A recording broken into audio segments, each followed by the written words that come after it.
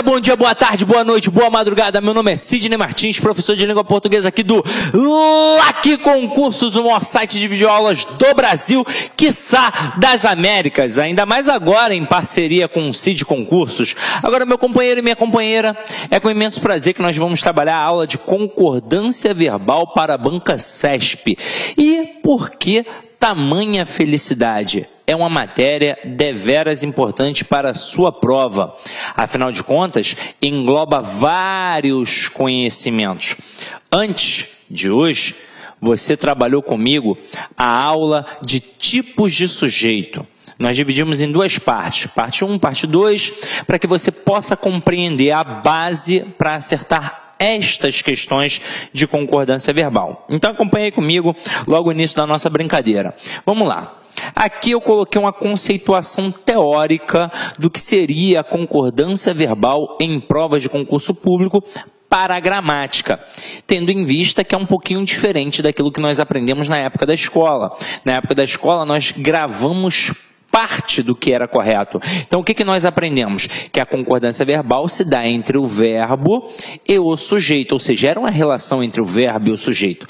Mas, estudando a fundo, a gente percebe que a concordância verbal determina que o verbo se flexione em concordância com o núcleo do sujeito da oração. Como eu disse a vocês, várias questões do CESP trabalham com períodos simples. Períodos simples, várias, em que o camarada coloca uma frase enorme, com várias palavras no plural dentro do sujeito, e ele coloca o verbo no sujeito. Mas o verbo não vai concordar com esse sujeito todo, ele vai concordar apenas com quem? Com o núcleo do sujeito. Então, a concordância que nós denominamos uma concordância gramatical, em que o verbo concorda automaticamente com o seu referente, que é o núcleo. Se o núcleo estiver no singular, o verbo ficará no singular. Se o núcleo estiver no plural, o verbo ficará no plural, tendo em vista que essa concordância gramatical é baseada através da soma. Beleza?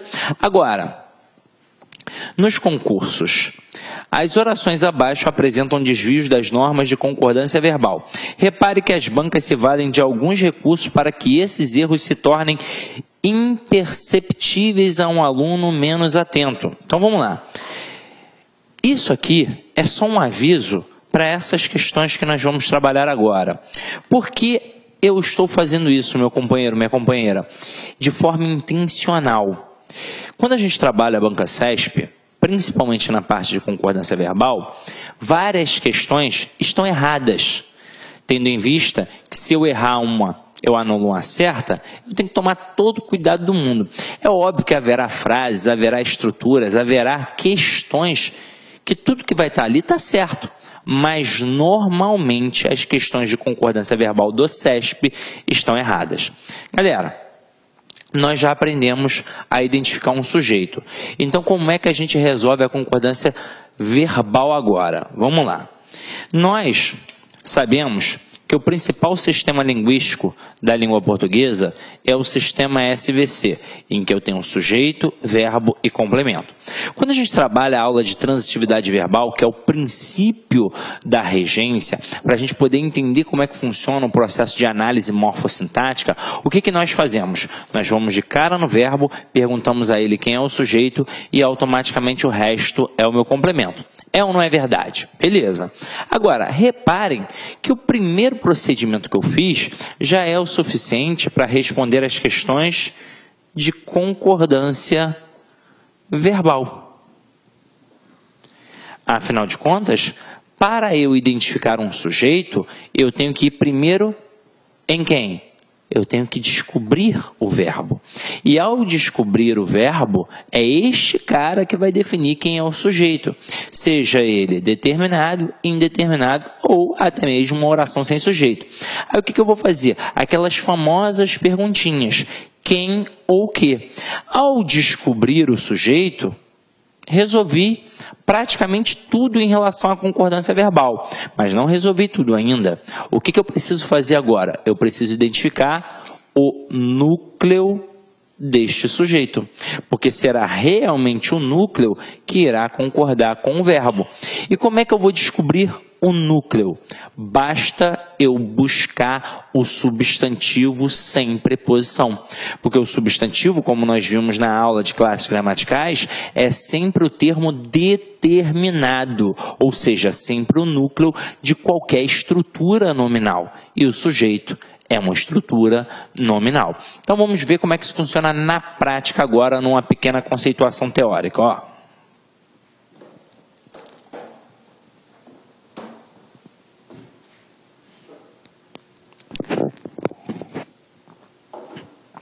Olha essa primeira frase. O som agradável dos cantos dos pássaros acalmam nossas almas intranquilas. Repara que a frase é um pouquinho grande. E o aluno, ao ler a frase toda, ele não vai perceber nada. Então, prosodicamente, a frase é aceitável. O som agradável dos cantos dos pássaros acalma nossas almas intranquilas. E se o aluno for tentar buscar, de repente, um núcleo de sujeito, ele pode se equivocar. Então, acompanha aqui comigo. Para eu responder qualquer questão de concordância verbal, eu tenho que procurar quem? Eu tenho que procurar o verbo. Então tá aqui, ó, acalmam. Então, Sidney, o verbo já está no plural, significa que está certo. Eu vou perguntar quem ou o que acalmam. É ou não é verdade? Não. A minha pergunta é sempre no singular. Afinal de contas, eu não sei ainda quem é o referente.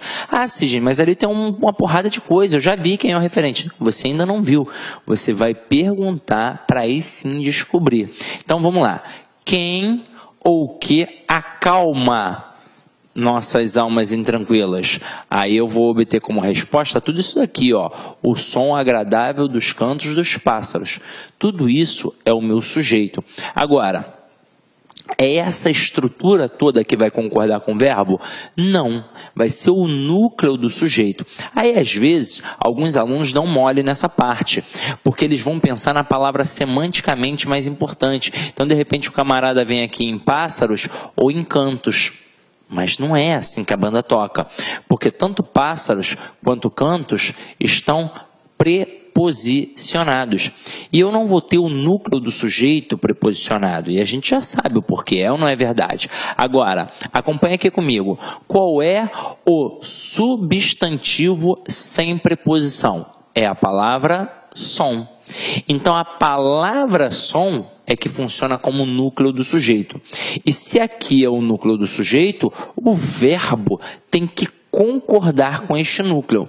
Como o núcleo está no singular, o que vai acontecer obrigatoriamente com o verbo? Ele vai ficar no singular. Então, a frase correta seria: o som agradável dos cantos dos pássaros acalma nossas almas intranquilas. Porque, na verdade, o que verdadeiramente vai acalmar é o som. Tranquilo? Então, vamos continuar brincando aqui. Olha a próxima frase. O choro das crianças das comunidades carentes nos comovem. Pô, beleza, Sidney. Tranquila a frase. Mas olha só com um pouquinho mais de calma. E é assim que você vai fazer no CESP. Você vai procurar o verbo e vai perguntar a ele quem é o sujeito. Sempre com aquelas perguntinhas. Quem ou o que, quando você tiver dificuldade. Então, quem ou o que nos comove? Aí eu obtenho como resposta tudo isso, ó. O choro das crianças das comunidades carentes. E aí repara que mais uma vez o sujeito está bem grande. Aí eu vou procurar o núcleo do sujeito. Eu não posso dar mole de pensar que é crianças, só porque crianças semanticamente é mais importante. Afinal de contas, crianças aqui, ó, tem preposição. E eu não posso ter núcleo de sujeito preposicionado. O núcleo do sujeito vai ser sempre o substantivo sem preposição. E o núcleo do sujeito aqui é a palavra choro. Como o núcleo é choro e está no singular, o verbo tem de ficar no singular. Então a frase correta seria: o choro das crianças das comunidades carentes nos comove. Porque o que realmente comove é o choro. Agora, às vezes alguns alunos me contestam e falam assim: Sidney, mas o sujeito não deveria ser apenas o choro das crianças? Por que você botou das comunidades carentes? Tem toda uma intenção, gente. Se eu colocasse o choro das crianças, eu estaria dizendo que qualquer criança me comove ao chorar, mas esta não foi a intenção da frase. A intenção da frase foi dizer que apenas o choro das crianças das comunidades carentes é que me comove. Então, por exemplo, o choro de uma criança do Leblon, de Ipanema, do Leme aqui, ó, não vai me comover. Vai me comover o choro de uma criança da comunidade carente, porque eu sei que ela está passando algum tipo de necessidade. Tranquilo? Então, beleza. Vamos adiante. Agora, as duas primeiras frases, o que nós fizemos? Nós fizemos estruturas em que a frase era grande. Inclusive, é um auxílio para você que também vai trabalhar produção textual. Afinal de contas, quando a gente trabalha a análise gramatical aqui no módulo de gramática, no módulo de língua portuguesa, isso é uma base para você poder utilizar na redação. Porque quando o camarada faz um concurso em que ele cobra a redação, na verdade ele está cobrando a língua portuguesa. Não é só ter aquela estruturazinha de introdução, desenvolvimento e conclusão. Ele quer saber se você é bom em regência, se você é bom em pontuação, se você é bom em concordância. E é muito comum o aluno errar em concordância. Por quê? Porque ele produz períodos longos e produz inversões. Então, você deve saber que ao produzir uma redação para concurso público, você deve produzir períodos curtos. Não que ao produzir um período longo você esteja errado, mas você está fadado a um erro de concordância verbal. Se você produz um período curto, o seu sujeito fica próximo do verbo e aí, consequentemente, você não vai cometer este erro.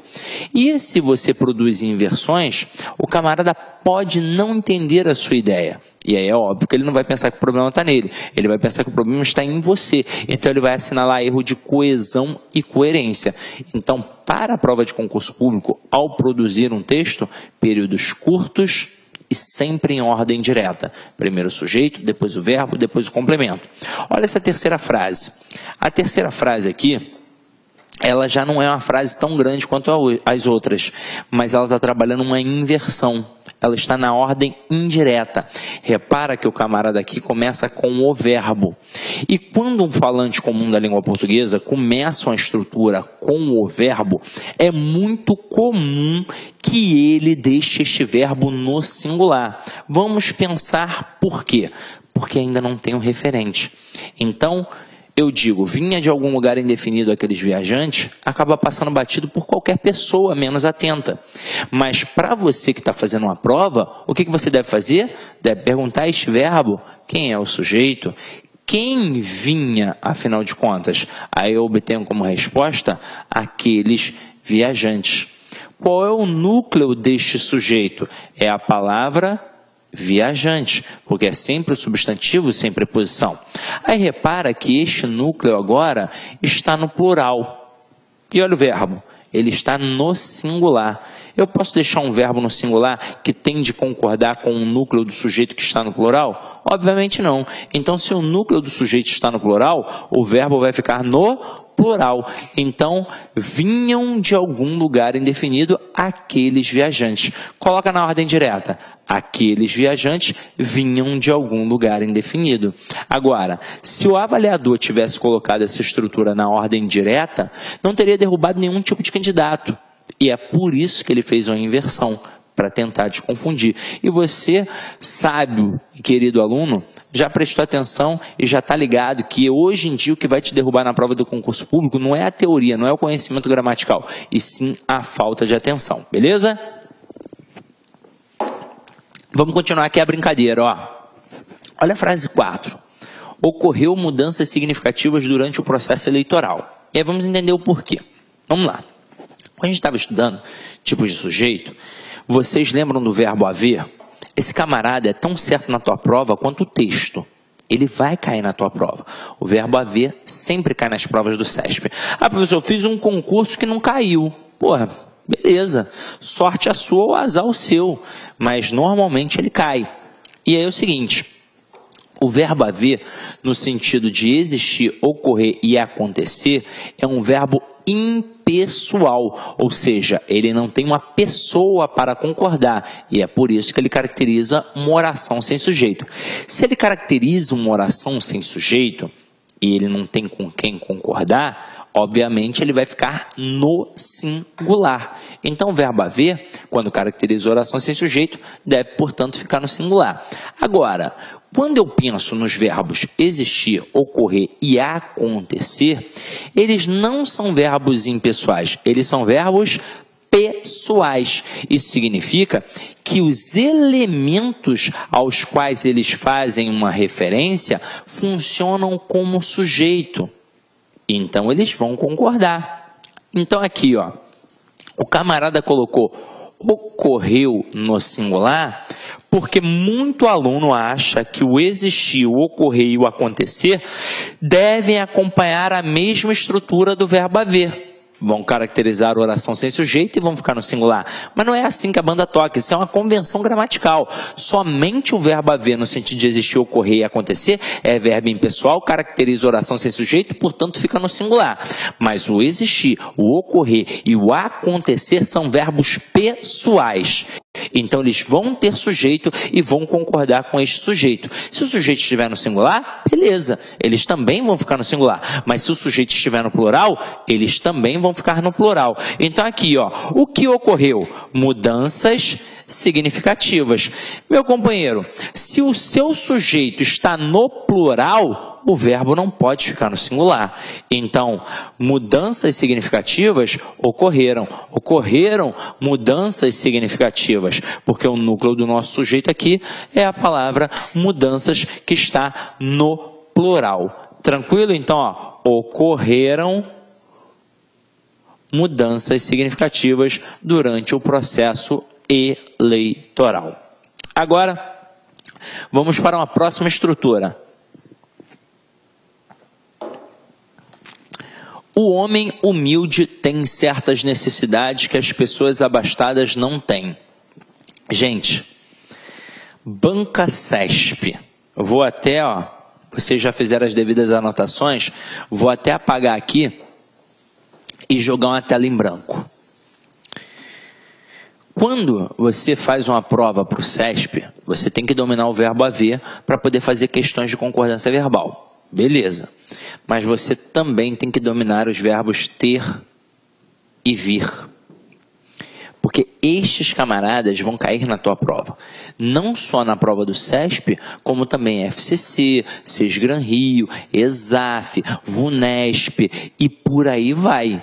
As bancas adoram estes verbos. Agora, eu tenho que frisar que não são apenas estes verbos, os derivados também, como manter, entreter, provir, intervir e por aí vai. Então, meu companheiro, aqui a gente vai trabalhar uma diferenciação de número para poder marcar, assinalar o plural. E o plural na língua portuguesa é sempre assinalado com acento circunflexo. Beleza? Então vamos lá, ó. Acompanha aqui comigo. Questão 5. O homem humilde tem. Então, observa que aqui apareceu o primeiro verbo. Aí diz para mim, quem é que tem certas necessidades? O homem humilde. Isso aqui é o meu sujeito. Quem é o núcleo do sujeito? É a palavra homem. Afinal de contas, é sempre o substantivo sem preposição. Então, aqui é o núcleo. Como o homem está no singular, ele vai concordar com o verbo e o verbo também vai ficar no singular. Até aí tudo bem, porque o verbo ter, na terceira pessoa do singular, ele fica sem o acento, porque ele está no singular. Aí vamos continuar nossa leitura. O homem humilde tem certas necessidades que as pessoas abastadas não têm. Agora aqui, ó, quem é que não tem? As pessoas abastadas. Qual é o núcleo? Pessoas. O núcleo, reparem, está no plural. E este núcleo tem de concordar com o verbo. Eu não posso deixar um verbo que vai ficar no plural obrigatoriamente, porque ele tem que concordar com este núcleo, igual um verbo que está no singular. Eu tenho de fazer alguma coisa para diferenciá-lo. E o que eu vou fazer? É o acento circunflexo. O acento circunflexo marca a pluralização na língua portuguesa.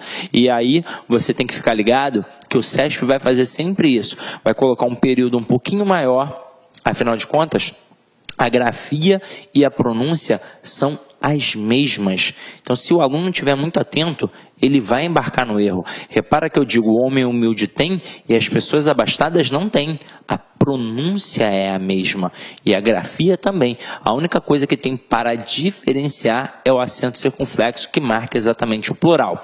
Agora, continuando a brincadeira, eles também vão utilizar os verbos que são derivados. Observa a frase 6.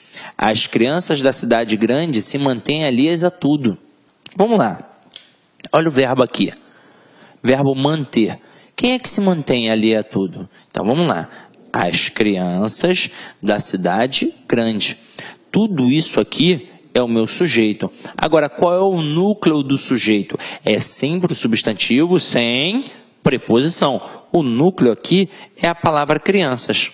E é este núcleo que tem que concordar com o verbo. Aí o aluno pensa assim, ué, Sidney, mas já tem um acento ali, como é que fica? Na nossa aula de acentuação, você já viu que aqui tem um acento obrigatório pelas regras básicas de acentuação. Afinal de contas, ali eu tenho uma oxítona terminada em "em". E toda oxítona terminada em "em" deve receber o quê? O acento. Mas reparem, o acento que está ali é um acento no singular. Mas como assim, Sidney? O acento agudo só tem um pauzinho, então é singular. Se eu tivesse colocado a criança, aí beleza. A criança da cidade grande se mantém com acento agudo, alheia a tudo. Mas ao colocar crianças no plural, eu não posso deixar o acento, que é o acento agudo ali, que marca o singular. Afinal de contas, ele não marca nada, ele é só um acento que existe. Mas como é um acento que só tem um pauzinho, eu posso pensar, acento no singular. Agora, para ser no plural, obrigatoriamente, tem de ser o acento circunflexo, porque são dois pauzinhos. Ah, Sidney, isso é idiota. É idiota, mas na hora da prova vai te auxiliar, não vai? Então, beleza. Então, ó, tem só um acento agudo assim, ó, um pauzinho singular, não dá mole. Dois pauzinhos plural, tranquilo? Então, gente, fizemos uma conceituação teórica aqui em algumas frases e agora a gente vai cair para dentro de casos específicos. Então, acompanha aqui comigo, ó.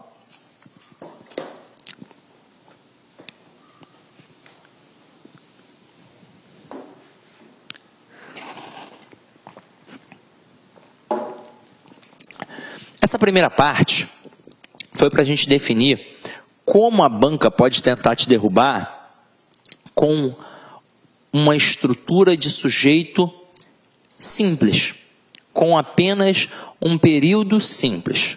Um verbo, um sujeito, pronto e acabou. Agora a gente vai começar a brincar com os casos especiais em que nós possuímos um sujeito composto. Então eu tenho um sujeito composto após o verbo e eu tenho um sujeito composto antes do verbo. Aqui, ó, o verbo irá para o plural ou concordará com um núcleo mais próximo.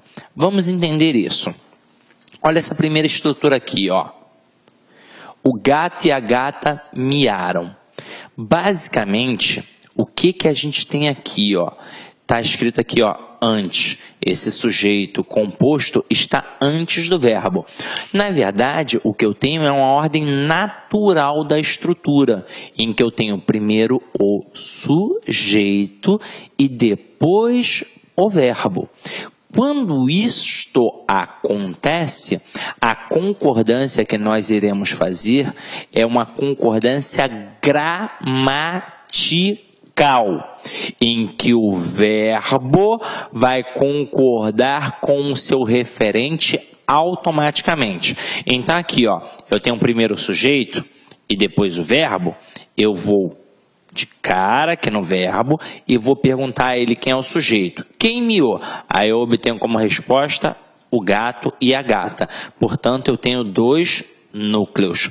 Como eu tenho dois núcleos, este verbo obrigatoriamente vai ficar no plural, porque ele vai concordar com os dois elementos. É por isso que eu digo o gato e a gata miaram. Até aí, tudo bem. Agora, quando eu mexo nessa estrutura, quando eu provoco uma inversão, colocando primeiro o verbo para depois colocar o sujeito composto, eu posso ter dois tipos de concordância. Eu posso ter a concordância gramatical e a concordância atrativa. No que consiste a concordância gramatical?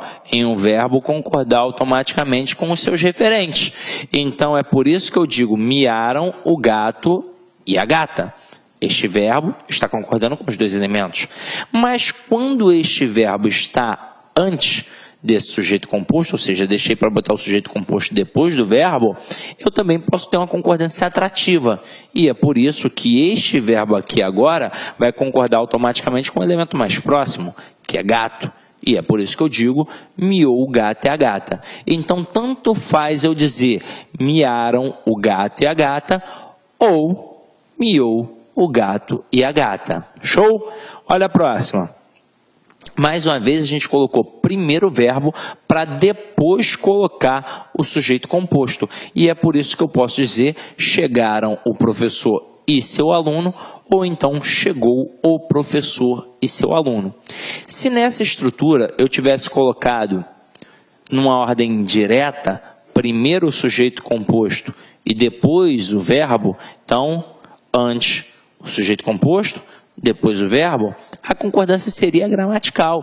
Então eu diria, o professor e seu aluno chegaram. E só teria esta opção. Tranquilo? Então vamos lá. Aqui a gente definiu.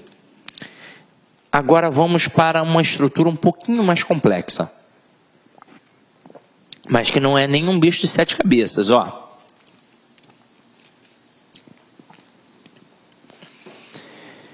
Sujeito composto ligado por ou, pelo conectivo ou. Quando a gente trabalha o conectivo ou, por exemplo, na aula de conectivos, na aula de conjunções, nós definimos que ele marca uma alternância, uma escolha. Beleza, ou você vai fazer uma coisa, ou vai fazer outra. Só que aqui nós vamos trabalhar com dois valores semânticos. Eu posso trabalhar com a questão da simultaneidade e com a questão da exclusão. Então vamos lá. Ó. Se houver exclusão, o verbo fica na terceira pessoa do singular. Se houver simultaneidade, o verbo vai para a terceira pessoa do plural. Acompanhe aqui comigo. Ó. Primeiro exemplo. João ou José casará com Maria. Meu companheiro. João ou José casará com Maria. Aqui, para e pensa. Não é o João e também o José que vão casar com a Maria. Pensa aqui na estrutura do Brasil. O Brasil, ele é monogâmico. Então não existe esse negócio do camarada casar com 2 mulheres, casar com 3 mulheres, casar com 5 mulheres. Se o cara fizer isso, ele vai até preso, não é verdade? Então, aqui, ou só o João, ou só o José é que vai casar com a Maria. Então, por isso, eu tenho a relação de exclusão e o verbo fica no singular obrigatoriamente. Aí, eu até brinquei aqui e botei assim, ó, apenas um ganhou e exclusão. Vou criar uma estrutura, ó. Flamengo ou Vasco ganhou o título de 2012. Poxa, é óbvio que foi o Flamengo, né? Então, não foram os 2 times que ganharam, apenas um ganhou. Então, por isso, fica no singular. Agora, reparem o próximo exemplo. Ó. Muito frio ou muito calor podem matar o bebê. E aí, repara que agora este ou marca uma simultaneidade. Porque não é só o frio ou só o calor que realmente são capazes de matar o bebê. Os dois são capazes. Então, tanto o frio quanto o calor podem realmente matar o bebê. E é por isso que o verbo vai ficar no plural. Tranquilo ou não tranquilo? Acho que até aí tudo muito fácil, tudo muito tranquilo. Vamos para um próximo caso. Ó.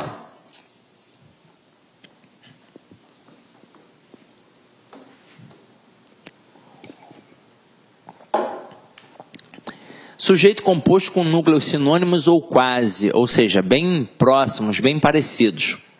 O verbo fica na terceira do singular ou vai para o plural.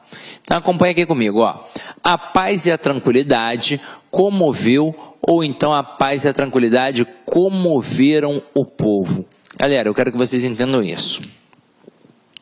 Eu tenho aqui a paz e a tranquilidade. Até aí tudo bem, não é? Então, ó, o verbo fica na terceira do singular ou vai para o plural. Normalmente, pela concordância natural, eu diria a paz e a tranquilidade comoveram o povo. Olá, meus amigos, minhas amigas, sou o professor Luiz Antônio Carvalho, com muito prazer, muita satisfação, estou aqui para convidar vocês a conhecer um super curso online para o TRF Primeira Região. Curso completo, ponto a ponto digital, com os melhores professores do mercado aqui no Lá Concurso. Gente, detalhe, com o melhor custo-benefício do mercado. Gente, vem, olha só. Curso completaço, ponto a ponto digital, por apenas 10 parcelas de R$ 25,00. É somente aqui no Lá Concursos. Prazo de acesso 90 dias. Durante esses 90 dias, vocês podem assistir quantas vezes quiser e na hora que desejar. Ah, professor, e os professores? Você assistiu aí essa aula demonstrativa, né? Somente professores top de linha. E aqui no Lá Concursos, o melhor custo-benefício é outra coisa, nós temos que garantia. Você pode se matricular sem medo de ser feliz, assistir quantas aulas quiser, durante 7 dias. Se você não gostar do curso, você pode estar encaminhando um e-mail para a nossa central de atendimento, que nós iremos aí efetuar o seu cancelamento da sua matrícula com a devolução do seu investimento sem burocracia, rápida, que é papo reto, aqui é honestidade aqui no Lá Concurso. Tá certo, professor? Tá certo, pessoal? Gente, esquecendo, você gostou da aula do professor? Você quer esse material de apoio? Então clique aqui embaixo, tem um link aqui embaixo, você pode fazer o download do material de apoio gratuitamente no site do LAC. Espero vocês. Um forte abraço. Tchau, tchau. Clique lá.